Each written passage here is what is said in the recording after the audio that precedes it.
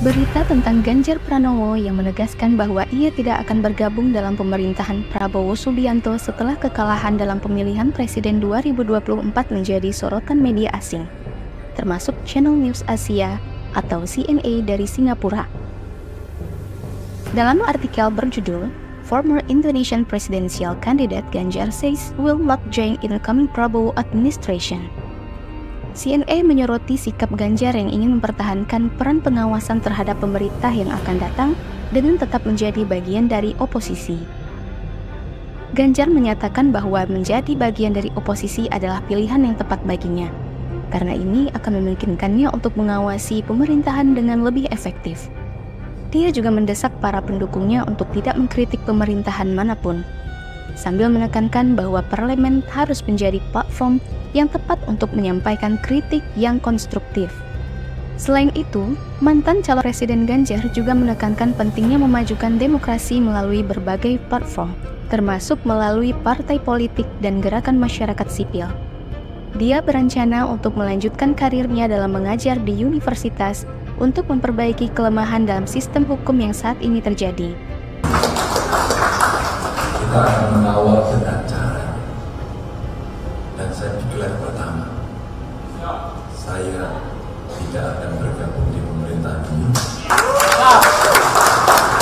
Tapi saya sangat menghormati pemerintahan ini, dan kami akan melakukan kontrol dengan cara yang benar,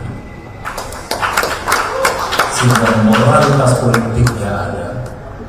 Cara berpolitik yang benar mesti naik kelas, dan semua sama-sama berhormat, tidak perlu saling mencibir. Cara mencibir kita yang paling benar adalah di jalur yang pas. Apa itu? Jalur yang paling itulah cara yang paling bagus, sehingga kita akan bisa melakukan tindakan-tindakan yang pas untuk melakukan sebuah kontrol. Maka terima kasih buat kawan-kawan yang tetap setia sampai hari ini. Sebelumnya, Ganjar juga menyatakan bahwa partainya, PDIP, mungkin akan mengambil peran sebagai oposisi di parlemen, mengikuti pernyataan dari Ketua Partai Megawati Soekarnoputri. Hal ini menunjukkan bahwa Ganjar dan partainya memiliki niat yang serupa dalam memainkan peran penting dalam pengawasan terhadap pemerintahan yang akan datang.